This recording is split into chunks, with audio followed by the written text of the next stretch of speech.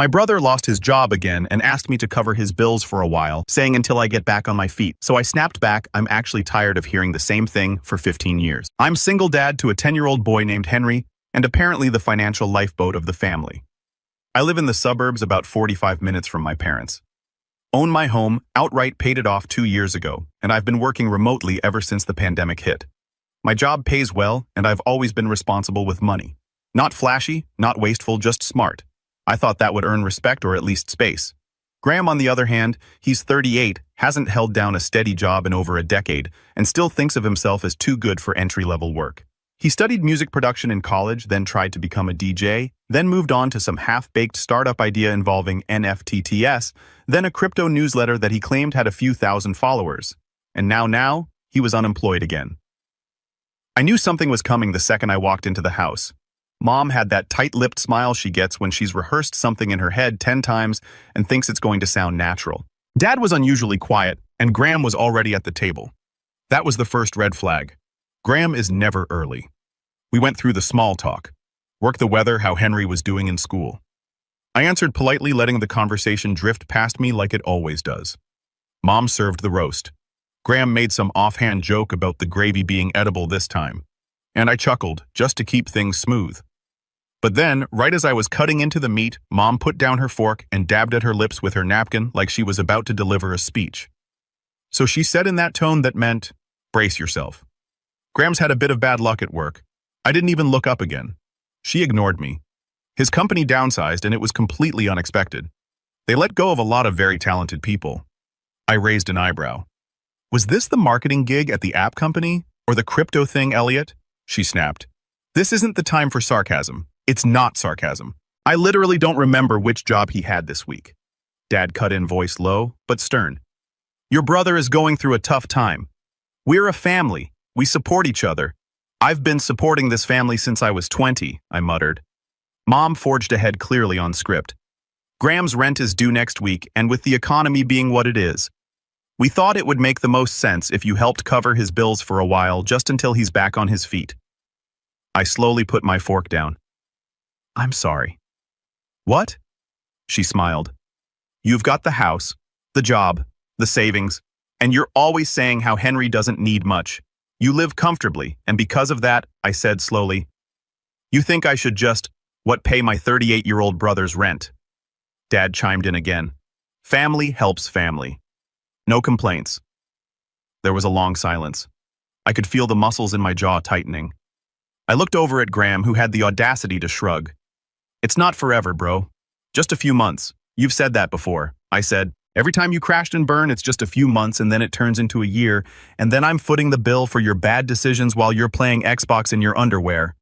Graham laughed. You make it sound like I'm lazy. You know how hard it is to get a job right now, especially with my skills. What skills? Mom gasped. Elliot? What? I'm genuinely asking. What marketable skills does Graham have that would justify me taking money away from my son's college fund so he can pretend to look for work? That's when Dad slammed his hand on the table. Enough. You will help your brother. We've done so much for you. Really, I cut him off. You mean like when you told me I had to take out loans for college because there wasn't enough saved? Or when you said I couldn't move back home after my divorce because you were too old to deal with a kid in the house? You mean that kind of support? Mom stood up. That's in the past. Yeah, it is. And I got through it. Without help. Graham leaned back in his chair, smirking. Man, you've always had a martyr complex. Maybe if you weren't such a tight wad. That's when I stood up calmly, deliberately. I walked to the kitchen, poured myself a cup of coffee, and came back to the table. I took a slow sip, let the heat sting my tongue a little, then looked directly at my parents. Well, if we're playing the family helps family game, I guess it's your turn to help him. Mom blinked. What does that mean, I'm selling my house? Dad frowned. What? Why? Because I'm done being the safety net. If Graham needs a place to live, let him move in here with you too. You can feed him, pay his bills, and listen to his excuses. You seem to think he's so talented. Let him perform at family dinners. That's ridiculous, Mom said sharply. You can't just, I can and I will. The paperwork's already in progress. It wasn't, not yet. But they didn't know that. The room went dead quiet. Graham's smirk disappeared. Dad looked like he was about to say something, but didn't. Mom sat down slowly, her hands trembling just slightly. "You don't mean that," she said. I didn't respond. Not yet. But I meant every single word. And that was only the beginning. They didn't take me seriously at first. Mom called later that evening, her voice syrupy sweet, like she thought she could guilt me into walking it back. "I know you said some things in the heat of the moment, Elliot," she began. "But this family needs you. We've always needed you," she emphasized. Always, like it was a compliment. Like being the one they relied on without hesitation was some badge of honor I should wear proudly. I wasn't joking. I told her I'm not bailing Graham out again. "But honey, what about Henry? Do you really want him uprooted because of this petty spat?" And there it was, the card they always played. Henry, my son, my pride, my tethered to reality when everything else felt like it was crumbling. I'd raised him mostly alone since his mother left when he was 5. She moved to California for work, and we hadn't seen her since. I never complained, never missed child support payments, never asked for a handout, even when I was eating ramen 3 nights a week to make rent. And my parents, they visited once a month, brought him a toy, then left like they were doing us some grand favor. So when Mom tried to make it sound like I was harming him by standing up for myself, something inside me snapped. "You don't get to talk about Henry," I said coldly. "He's the only reason I haven't cut all ties with you." She went quiet for a second. Then the tone changed. "You've become bitter, Elliot. Cold. You used to be so respectful, so helpful. We didn't raise you to be this selfish." "No, I said you raised me to clean up your messes, to play parent to your other child, to smile and nod while you praised him for doing the bare minimum and punished me for succeeding without you." Click. She hung up. I stared at the phone for a long time, heart pounding harder than I expected. Not from anger, from release, but that was only the first shot. What followed was 3 weeks of silent war. My parents stopped calling. Graham sent me a few half-hearted texts asking if I was still mad. I didn't reply, and for the first time in my life, I felt free. I focused on work, took Henry to a museum, helped him with his science project. We started playing chess at night, and he was getting weirdly good at it, like suspiciously fast for a 10-year-old. The house felt peaceful until one Wednesday morning around 11 a.m. I got a call from my neighbor, Mrs. Riley. "Elliot, honey, are you moving?" "Not yet." "What?" "Well, there's a truck in your driveway. Couple of men are carrying boxes inside. Thought maybe you were renting it out." My stomach dropped. I didn't have anyone scheduled for anything. No movers, no deliveries, no maintenance.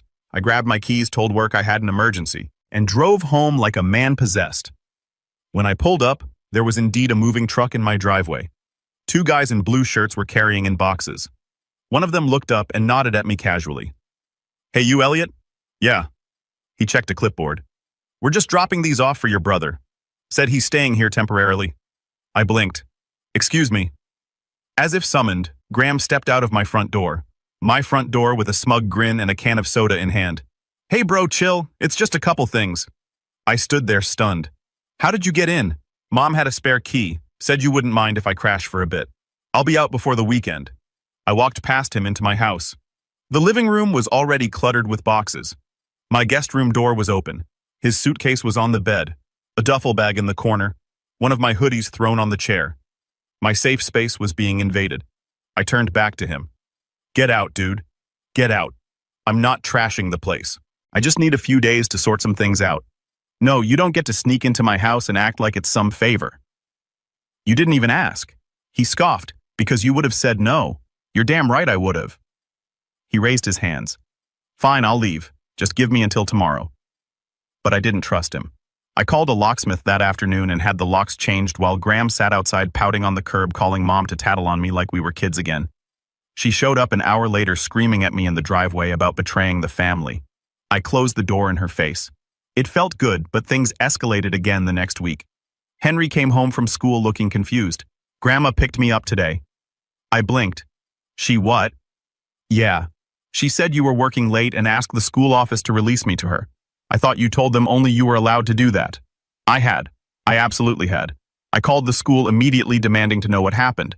They said, "Mrs. Ashcroft, the secretary had assumed I gave permission because it's his grandmother, right? I lost it." Politely, professionally, but firmly. That night, I sat Henry down and explained boundaries. He's smart. He got it. But it shook me. Not just that my parents had crossed the line, but that they used my child to manipulate the situation. I sent a formal email to the school the next day, making it crystal clear only I had permission to pick Henry up. No one else, no exceptions. Then I called my lawyer. I didn't tell anyone in my family about that part. Not yet. I wanted them to think I was still on the defensive, but it wasn't over. 2 days later, I got a notice from my bank. A wire transfer had been attempted from my checking account for $4,200. Flagged. Blocked. Thank God. I checked the login records. The attempt had come from an IP address registered to my parents' address. That was the moment. That was the exact second I knew this wasn't just favoritism anymore. This wasn't just enabling. It was betrayal. They'd given Graham my spare key, let him break into my home, tried to manipulate my son, and now they were actively trying to steal from me. I didn't call. I didn't yell. I went silent, which for someone like me is when you should really start to worry. The next Sunday came and went. No lunch, no visit, no contact. Then Monday morning I saw it. A post from Mom on Facebook. So proud of our son Graham for stepping up and helping with the family business during these hard times.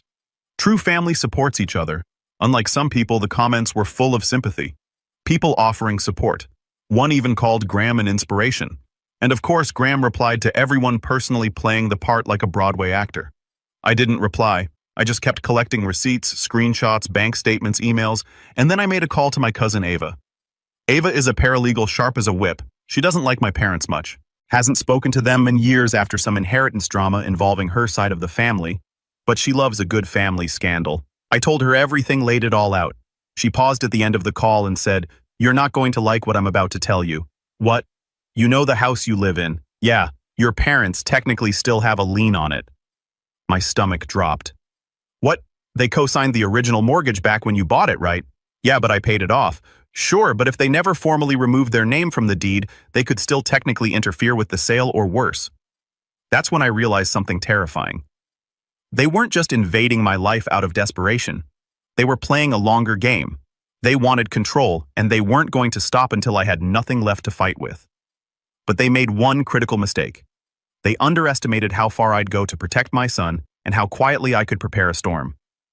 The house felt colder after that. Not in a physical way, though. I did start keeping the thermostat lower to save on bills. But in that quiet psychological way you don't notice until you're walking through the hallway and feel something missing. Like the peace had been sucked out of it and replaced by tension that clung to the walls. Maybe it was the paranoia. Maybe it was knowing that the locks weren't enough, that my own parents had crossed a line so deep, it made my skin crawl.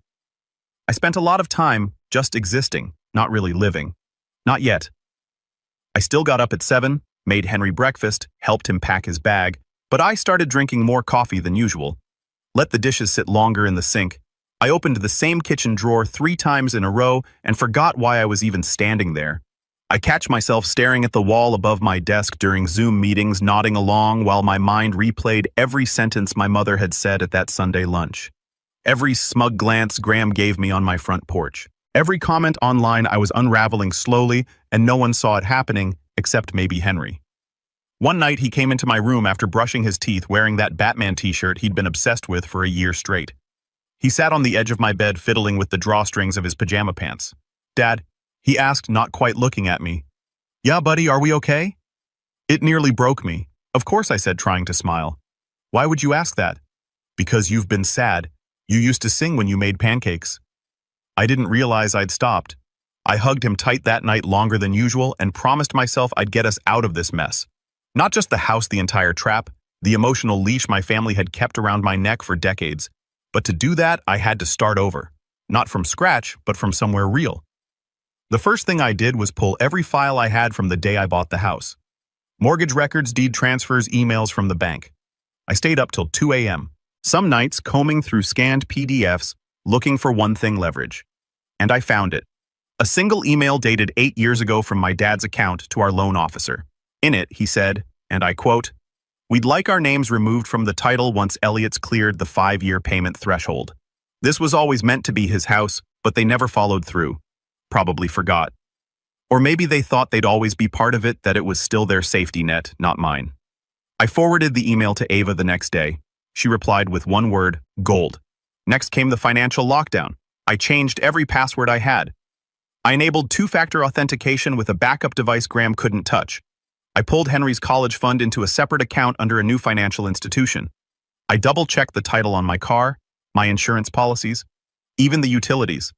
I wanted no fingerprints on anything not theirs. Then I opened a new savings account, one my parents couldn't track. Because I knew from experience that if you mentioned a bank's name, even once in passing, my mom could charm her way into accidentally learning more than she needed. She had a way with front desk clerks like a nosy aunt who guilt people into oversharing. I started putting every extra cent into that new account. I stopped ordering takeout, canceled streaming services, cut my own hair. It was temporary. I just needed time. The fall didn't come in a single moment. It wasn't some huge breakdown in public or dramatic blowout. It was quieter than that, more private. It was waking up one morning and realizing I hadn't texted a single friend in 3 weeks. It was checking the fridge and realizing I'd eaten nothing but toast and eggs for 4 days straight because grocery shopping felt like too much work. It was lying in bed at 3 a.m., staring at the ceiling, wondering if I was the crazy one, if maybe they were right, if maybe I was selfish, cold, ungrateful, and then thinking of Henry and snapping myself out of it. Because I couldn't afford a spiral. Not for long. The rebuild started with a single question. What do I actually want? Not what I was told to want. Not what would make mom happy. Not what would keep Graham afloat. Me. The answer came slower than I expected. At first, it was just peace boundaries, a fresh start. But the more I sat with it, the more specific it became. I wanted to sell the house, not because I was running away, but because I wanted the choice. Because for the first time, I wanted to live somewhere I owned fully with no strings attached. So I called a realtor. Her name was Celeste. Mid-40s, sharp suit, firm handshake. She walked through the house with a clipboard and a laser pointer, talking about curb appeal and listing photos. I told her everything, even the lien complication, even the family drama. She nodded unfazed. You'd be surprised how many people sell homes to escape their relatives, she said with a smirk. She recommended a lawyer who specialized in resolving title complications. A week later, I was in his office reviewing paperwork while Ava sat beside me like a hawk. We filed a petition to have the house deed corrected and the lien removed, citing the original email and years of financial proof. My parents were served paperwork, and for the first time in years they called me. Not mom, not dad, Graham. Bro, he said, you're being really messed up right now. You're dragging mom and dad into legal trouble. Over a house, over rent. I didn't answer. You're seriously doing this after everything they've done for you? You mean like breaking into my house, trying to take Henry from school behind my back, or stealing from my account? That was mom's idea. He blurted, then paused. I mean, no one stole. You just admitted it. He hung up. I leaned back in my chair and laughed. Not a bitter laugh. Not this time. It felt good. The rebuild wasn't just legal or financial. It was mental. I started therapy again. I hadn't been since my divorce, but I found a great therapist named Joel who specialized in family trauma and boundary recovery. Every Thursday at 6 p.m., I sat on a video call and unpacked years of guilt and resentment I hadn't even known I was carrying. He said something that stuck with me. You were raised to feel responsible for other people's comfort. Now you're learning it's okay to prioritize your own peace. And I reconnected with friends, started running again, even if it was just around the block with Henry on his bike beside me. I cooked more, slept better. I even started a side project, an app for managing shared custody schedules. Nothing fancy, just something to keep my mind working on building again instead of breaking. Henry noticed the change. You're singing again, he said one morning as I flipped pancakes. Yes, I am. I like it better this way. Me too, buddy. Me too. But I knew it wasn't over. The legal process had bought me time, but not victory. My parents had responded to the filing with their own lawyer, one I didn't recognize, but who clearly had been fed a version of the story where I was the villain. They claimed verbal agreements and mutual understanding, and even tried to paint me as emotionally unstable based on nothing but hearsay. It was frustrating, exhausting, but not surprising. What was surprising was when I got a knock on my door one Saturday afternoon. I opened it to find a manila envelope sitting on my doormat. Inside was a letter from my parents' lawyer demanding immediate financial compensation for shared equity in the house, totaling $72,000, where they would pursue a court injunction blocking the sale entirely.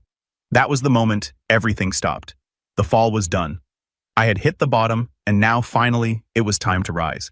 But not in anger, not in chaos, in silence, in strategy, in control. And the plan I was about to set in motion would not just protect me and Henry, it would ensure they could never pull this kind of stunt again, ever. The envelope sat on my kitchen table for 3 days. I didn't touch it after the first read, didn't reread it, didn't even look at it, but I didn't throw it away either. It sat there like a trophy, or maybe a threat. A final reminder that no matter how much I tried to live peacefully, my family had no intention of letting go, not unless they were forced to. $72,000, that's what they wanted. For what? Signing a paper 10 years ago. For a name on a loan that I paid off entirely. For a house they had never maintained, never upgraded, never visited, without judgment in their eyes. It was pure entitlement wrapped in legal jargon. I took a deep breath. Then I opened my laptop and started planning. The first thing I did was meet with Ava in person. We sat at a diner 2 towns over somewhere neutral. She slid into the booth with a folder already in hand and a look that said she was more than ready to go to war. "I did some digging," she said, flipping open the folder. "That letter, it's a bluff. How do you know?" "Because their claim hinges on something called implied equity, but there's no proof of joint ownership. No record of maintenance payments. Nothing but that one email where your dad literally said they intended the house to be yours. Plus you've paid the taxes, the insurance, the repairs, everything. They've never even contributed a dime." She paused and smirked. "I also looked up their lawyer. He's semi-retired and mostly handles neighbor disputes and small-time divorces. They're not going for the jugular. Elliot, they're flailing." I felt a flicker of hope, but hope wasn't enough. I needed certainty. "I want to go further," I said. "I don't just want to win. I want them exposed." Ava raised an eyebrow. "You're serious? I'm done playing defense. They dragged Henry into this. They tried to drain my accounts, they trespassed, they manipulated, and now they're trying to bleed me dry under the guise of family. I want a clean break, but I want it with consequences." Ava grinned. "Now you're speaking my language. Step 1 was the legal response. We drafted a counter letter, calm, professional, lethal in its precision. Dear Mr. Clark, we have reviewed your client's demand regarding Mr. Elliot Carpenter's property and find the claim both factually and legally baseless. Should your clients choose to pursue legal action, we are prepared to file a motion for a declaratory judgment confirming sole ownership, as well as a countersuit for harassment, defamation, and attempted fraud, supported by documented attempts at unauthorized access to Mr. Carpenter's property and finances. We strongly recommend your clients reconsider their position. Sincerely, Ava Delgado, legal consultant." We sent the letter by courier, certified tracked, signature required, then we waited. But I wasn't idle. Step 2, reputation. I didn't blast anything online. That would have been too easy and too obvious. Instead, I focused on a few strategic contacts. One was Mrs. Jenkins, my old high school English teacher who now ran the community newsletter. She loved Henry, always asked about him when we crossed paths at the library or grocery store. When I told her my parents had tried to pull Henry out of school without my permission, her mouth dropped open. "They, what? Yeah. Said they were doing me a favor." Her lips pursed so tight they disappeared. "Well, that's going in the column." I raised an eyebrow. "What column?" "Oh, you'll see." 3 days later, an article appeared titled, "When Family Lines Are Crossed, a Story Every Parent Should Hear." She didn't name names, but everyone in our town could connect the dots. Small towns remember things, and they talk, especially when the subject has spent years pretending to be the moral compass of every church bake sale and town fundraiser. Within a week, my parents stopped showing up to their Wednesday night bridge club. Step 3, financial insulation. I contacted a forensic accountant. Ava recommended a sharp woman named Layla with icy blue eyes and a no-nonsense voice.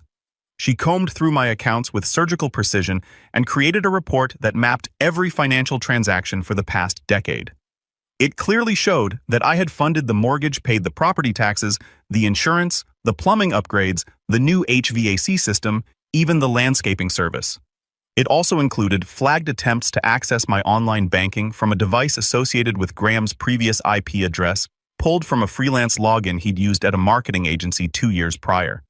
She cross-referenced the metadata with timestamps and locations.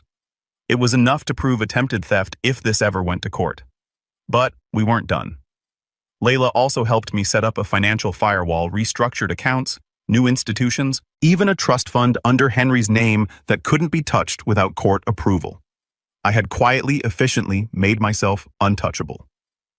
Step 4, emotional preparation. This was the hardest one because for all the legal armor and strategic moves, I was still their son.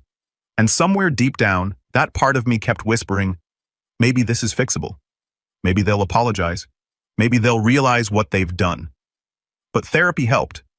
Joel reminded me week after week, you are not the villain in their story. You're just the first person who told them no. So I practiced. Practiced what I would say if they showed up again.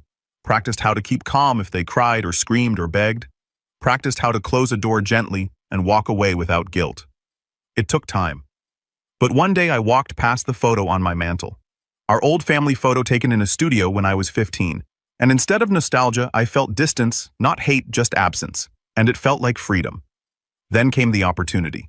I got a call from a local developer. He was scouting properties for a new residential project. He'd seen the listing Celeste posted and wanted to make a cash offer above market value. I could have jumped at it, but I had one condition. I want to retain a copy of the security footage. He blinked. Okay, sure. And I want you to give me 48 hours notice before you do any inspections. No early visits, no exceptions. He agreed because what I was planning next required timing. 2 days later, Celeste called. Your parents came by the property today. My blood ran cold. What they tried to let themselves in. Said they were the co-owners, but I was here with the inspector. I told them we had documentation showing sole ownership under your name. I exhaled slowly. Did they say anything else? Oh yeah, she said, chuckling. Your mom said you were clearly having a breakdown and that they were just trying to help him regain his sanity. There it was, the smear campaign. But it didn't matter anymore because I had something they didn't know I had. 2 things, actually. 1, a full recording of that attempted break-in complete with audio. 2, a court date because Ava had filed the motion for declaratory judgment that morning and we had subpoenaed the footage. And that wasn't all. We'd also requested an official psychiatric evaluation for the sake of clearing my name, since they'd begun suggesting I was mentally unwell to neighbors' mutual friends, and even hinted at it in a message Graham sent to Henry's school counselor. It was character assassination, and now it was evidence. That weekend I took Henry camping. Just us. No phones, no noise. We roasted marshmallows, skipped rocks, and watched the stars through the roof of our tent. Are you still mad at Grandma and Grandpa? He asked as we lay back on our sleeping bags. I'm not mad, I said after a long pause. But I am making sure they can't hurt us again. He nodded like he understood more than I gave him credit for. Then he turned on his side, pulled his blanket up, and whispered, Good. The revenge wasn't going to be loud, it wasn't going to be dramatic, it was going to be airtight legal final, and when it landed, they wouldn't even see it coming. The courtroom was smaller than I expected. No dramatic marble columns, no jury box, just a judge's bench, a few pew-like rows of seating, and a single table where Ava and I sat. Folders neatly stacked between us. It was a bench trial.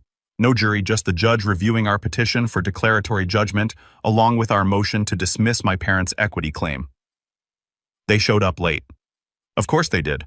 Mom wore her pearl earrings and that outdated navy suit she thought made her look dignified. Dad looked like he'd been dragged in against his will, fidgeting with his cufflinks. And Graham wasn't even allowed inside.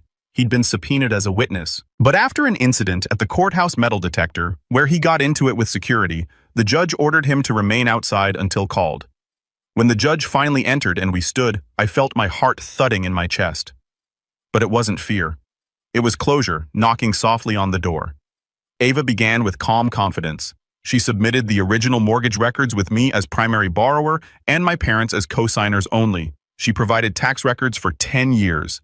Everyone in my name, receipts for repairs, contractor invoices, HOA fees, lawn care services, HVAC replacement, electrical rewiring, all signed and paid for by me. Then came the emails. The 2015 message from my dad to the bank officer stating his and my mom's intent to remove their names from the title. Clear as daylight, the judge nodded as he read, occasionally adjusting his glasses. Then Ava called me to testify. I told the truth about the deal I made with my parents a decade ago, how I worked 2 jobs while paying the mortgage, how they promised it was my house and that they'd remove their names, how they never did but never contributed another cent after year 2, how I paid off the house entirely and maintained it on my own. Then I told the harder truths about the key they gave my brother without permission, about how he moved in without my consent, about how my parents tried to pick my son up from school using lies, about the attempted transfer from my checking account and the social media smear campaign that followed when I finally said enough. I submitted the screenshots, the time-stamped login records, the security footage of them trying to enter my home after it was listed for sale, complete with my mom arguing with the realtor, caught loud and clear saying this house was never his anyway. He just stayed here. We paid for it. That was the crack in the armor. When the judge asked my parents to speak, they stumbled. My mom, usually composed, Tried to spin a narrative about protecting family assets and helping Graham find stability. The judge asked, "Did you live in the home?" "No, but we." "Did you pay property taxes?" "No, but we co-signed." "Did you contribute financially in any way after the third year of the mortgage?" Silence. My dad cleared his throat. "It's not about money. It's about respect." The judge sighed and looked down at his papers. He didn't even ask any more questions. A few minutes later, he ruled. Based on the evidence provided, this court finds that Elliot Carpenter is the sole legal and equitable owner of the property located at 17 Oak Ridge Lane. The lien is hereby removed. The respondent's claim for equity is denied in full. Case closed just like that. It was over. Except it wasn't, because the best part was still coming. 3 days after the verdict, I mailed out letters. Not to my parents, not to Graham, but to the people who mattered to them. Their church board, their bridge club, a few old friends they like to brag about at reunions.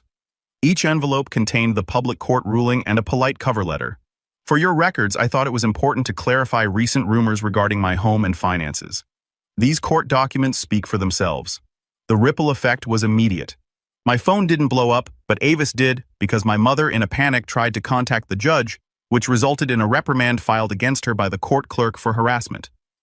Graham sent a mass Facebook post claiming he was betrayed by the one person he ever trusted, which only led to more people commenting things like, "Wasn't your name on that fraud claim?" I stayed quiet. The final blow came 2 weeks later. I got a call from the developer. The sale had gone through, fully approved, cash in hand. I bought a new house that same month, smaller, cozier, farther out from this town where I grew up, with a big backyard and a lemon tree, because Henry decided he was going to start a lemonade stand next summer.